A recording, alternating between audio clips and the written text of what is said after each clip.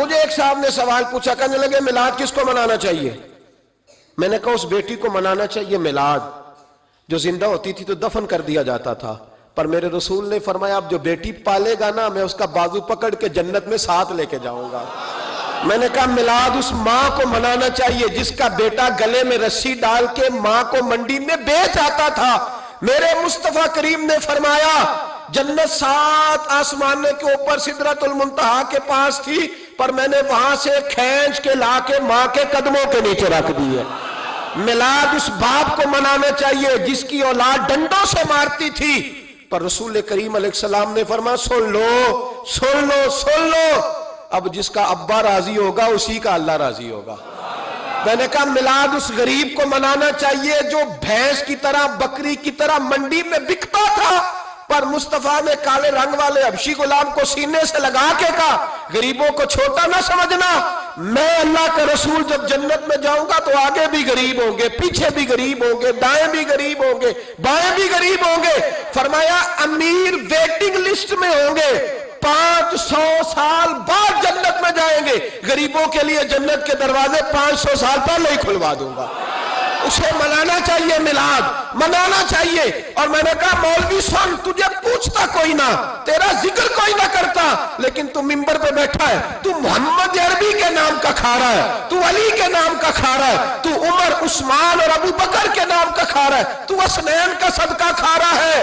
تجھے نہ تیری کبھی کسی نے برادری پوچھی، نہ کبھی تیرا کسی نے ایڈریس پوچھا، نہ کبھی کسی نے تیری سند پوچھی، لوگ تیرے نعرے لگاتے ہیں، لوگ تیرے ہاتھ چومتے ہیں، پھر مان جا کہ تجھے صبح بھی میلاد منانا ہے، شام بھی میلاد منانا ہے، اور تجھے یہ کہنا چاہیے خس خس جنہ قدر نہیں میرا ایتے صاحب نو وڈے آئیاں میں گلیاں دا روڑا کوڑا، ایتے محل چڑھایا سائیاں، تیرا کام تھا تیری آنکھیں بھیگی رہتی۔ اور اس بوڑھے کو بھی میلاد منانا چاہیے جس کے بارے میں میرے نبی پاک نے فرمایا سفید داڑھی والے کی جس نے عزت کی اس نے تو رب کی عزت کی، اس نے تو رب کی عزت کی میرے بھائی۔ اس مزدور کو بھی میلاد منانا چاہیے جس کے بارے میں نبی پاک نے فرمایا جو اپنے ہاتھوں پہ چھالے ڈال کے مزدوری کرتا ہے میں نے تو اسے رب کریم کا دوست بنا دیا ہے۔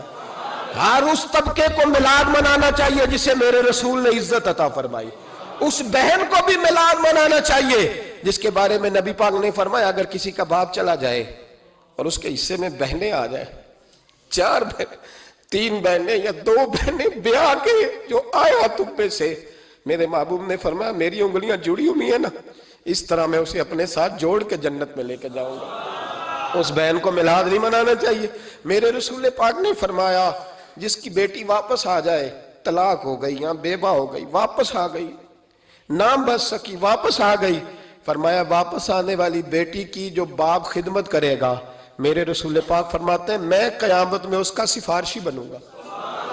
تو اس بیوہ کو اور طلاق یافتہ کو میلاد نہیں منانا چاہیے؟ وہ اس رسول کا ذکر نہیں کرے گی جس نے اتنا درجہ دے دیا، اتنا نواز دیا؟ اور تجھے تو صبح و شام میلاد کرنا چاہیے تھا، تجھے تو صبح و شام درود کرنا چاہیے تھا، سلام کے گجرے بھیجنے چاہیے، یا رسول اللہ کہتے تیری زبان جو ہے وہ ہر وقت تر رہنی چاہیے تھی، تو بحث کر رہا ہے، تو اس پہ دلیلیں دے رہا ہے، تو اس پر باتیں کر رہا ہے۔ حضرت عمر سے پوچھنا، حضرت عمر سے، جناب اسامہ بن زید رضی اللہ تعالیٰ عنہ حضور کے غلام تھے، نبی پاک ان سے بڑا پیار کرتے تھے۔ ایک جنگ میں پیسے آئے تو حضرت عمر فاروق رضی اللہ تعالیٰ عنہ نے 25,000 دیا اپنے بیٹے کو، اور اسامہ بن زید کو 50,000 دینار دیے۔ بیٹا کہنے لگا ابا جی وہ تو چھوٹے ہیں میں بڑا ہوں، وہ حضور کے زمانے میں بچے تھے میں جہاد کرتا تھا، یہ آپ نے کیا کیا؟ تو حضرت عمر رو پڑے، کہنے لگے بیٹا یہ تیرے باپ کے سر پر جو عزت کے بال ہے یہ مصطفیٰ کے اگائے ہوئے ہیں۔ نبی پاک اسامہ سے نبی پاک کا پیار بڑا تھا، حضور کی محبت بڑی تھی۔ بیٹا اس کے ناک سے ریٹ نکلتی تھی تو رسول پاک اپنے ہاتھوں سے صاف کر دیتے تھے، حضور اس کو گود میں بٹھاتے تھے۔ میں کیسے بھول جاؤں رسول پاک کے احسانات کیسے۔ حضرت عمر جا رہے تھے تو مکے کے رستے میں ایک تنا آیا، کھجور کا خشک تنا، حضرت عمر نے اس کو بازوؤں میں لے کے رونا شروع کر دیا۔ عمر کیا ہوا؟ کہنے لگے یہاں تو میں اونٹ چرایا کرتا تھا، یہاں، اور میرا باپ مجھے مارا کرتا تھا، دیکھو آج عمر نعرہ لگاتا ہے تو کیسر و کسرا کام، او بھائی اصلہ نال جے نیکی کریے، ہاں اصلہ نال جے، اصلہ نال جے जे नेकी करिए ते ओ नस्लां ताक नहीं भुल दे, हां बेअसलां नाल नेकी करिए ते फुल कंडियां नाल तुल दे। और सुन, तेरी दुनिया भी हुजूर के सदके बनी और तेरी कब्र में भी कोई साथ नहीं जाएगा, कोई साथ नहीं जाएगा। कब्र में भी मुस्तफा करीम सल्लल्लाहु, और देखना कब्र के अंदर भी कभी कोई गया है?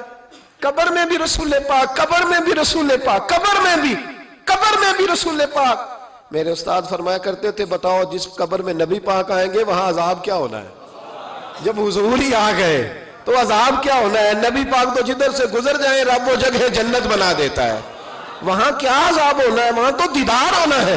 तेरी कब्र में भी नबी पाक। और हुजूर ने फरमाया मिजान अमल पे अमल तुलेंगे तो फिर भी मैं तुम्हारे पास हूंगा। हुजूर अलैहिस्सलाम ने फरमाया पुल सिरात से गुजरोगे तो फिर भी मैं तुम्हारे पास हूंगा। और मेरे रसूल पाक अलैहिस्सलाम ने फरमाया जब तुम जन्नत में जाने लगोगे तो फिर भी मैं तुम्हारे। तू बता, तेरे रसूल तो हर वक्त तेरे साथ है, तू कब कब नबी पाक के साथ होता है? तू बता ना, तू कब कब नबी पाक के साथ? मैं छोटे जलसे का कायल हूं, लंबी महफिल में गुजारिश करता हूं दोस्तों से कि लंबा जलसा ना करो।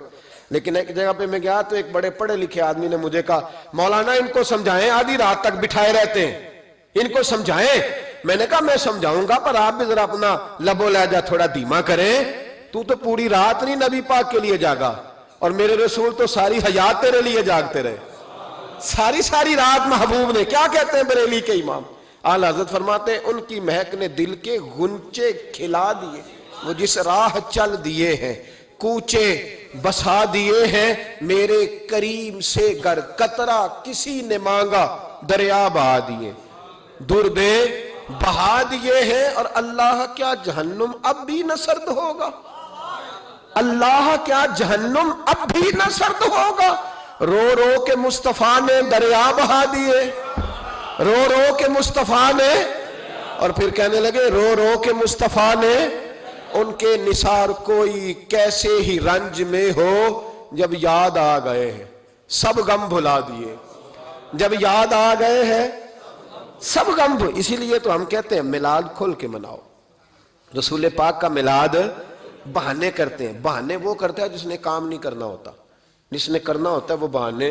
आला हजरत ने जो प्रोग्राम दिया वो बड़ा लंबा चौड़ा है, कब तक का तुझे क्या बताया? आला हजरत फरमा गए हश्र तक डालेंगे हम, हश्र तक डालेंगे हम पैदाइशे मौला की धूम, और मिसले फारिस नजद के किले गिराते जाएंगे, और खाक हो जाए अदुव जल कर, मगर हम तो रजा दम में जब तक दम है जिक्र उनका सुनाते जाएंगे।